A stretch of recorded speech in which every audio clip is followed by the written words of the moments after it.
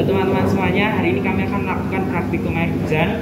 Untuk alat dan bahan yang diperlukan tentunya adalah air hujan yang sudah disimpan, kemudian seperangkat set alat destilasi, dan juga kita memerlukan gelas ukur untuk nantinya menghitung senyawa yang tertinggal. Lalu juga diperlukan corong air dan juga kertas penyaring untuk menyaring air, serta diperlukan gelas beker untuk sebagai wadah setelah nanti terjadinya proses filtrasi dan destilasi. Sebelum kita melakukan proses filtrasi dan destilasi, kita menuang terlebih dahulu air hujannya ke dalam gelas beker.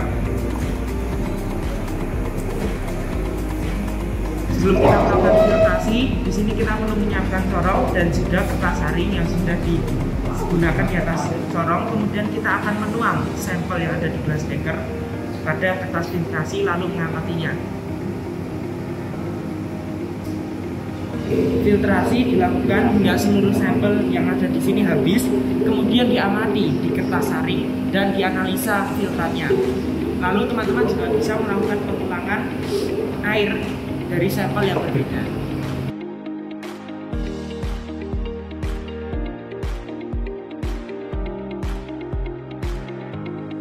Setelah melakukan proses filtrasi menggunakan kertas saring yang dituang ke dalam tabung, maka kita akan melakukan proses yang kedua, yaitu destilasi. Destilasi menggunakan alat yang sudah bisa seperti ini. Di sini ada pemanas, di sini ada tabung untuk meletakkan air hujan yang digunakan. Setelah itu, tabung akan memanaskan air hujan ini dan akan melalui dekondisi yang akan membuat air tersaring dan memisahkan asam sulfat dan nitrat. Setelah melakukan pemanasan, amati senyawa apa saja yang tertinggal.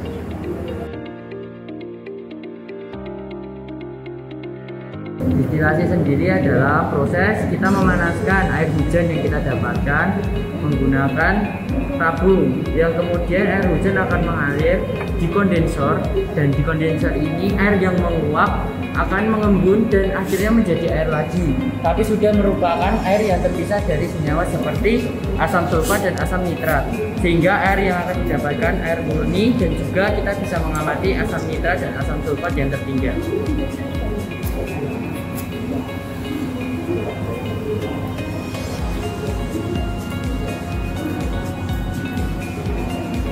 Setelah ini kita akan memanaskan air hujan dengan rentang titik didih sekitar 80 derajat sampai 100 derajat untuk bisa memisahkan asam nitrat dan asam sulfat dengan air asin atau air murni. Oke, kita akan melihat dan juga menunggu dari suhunya. Kita tunggu sekitar 80 sampai 100 derajat. Jika sudah, kita akan mengamati bagaimana airnya akan menguap melalui kondensor dan airnya akan menetes di sini. Karena di sini akan ada proses pengembunan dan airnya akan menjadi air lagi setelah dari uap. Dan kita akan menunggu senyawa apa saja yang akan tertinggal di dalam tabung ini.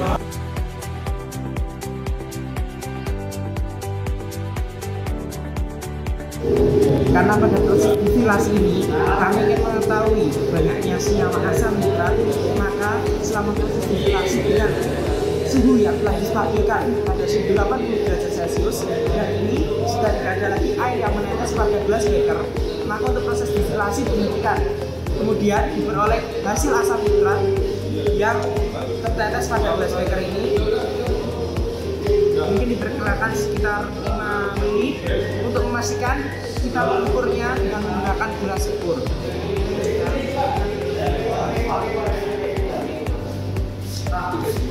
Setelah diukur dengan menggunakan gelas ukur, dapat diketahui banyaknya asam nitrat sebanyak 6,4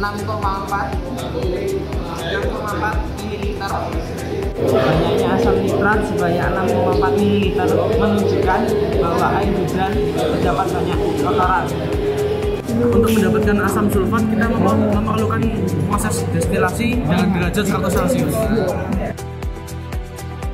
Karena sudah tidak ada air lagi yang keluar pada proses destilasi, maka dapat diketahui untuk banyaknya air yang keluar itu sebanyak 10 ml, dan untuk asam sulfat itu adalah yang masih ada di sini yang tidak tersaring keluar.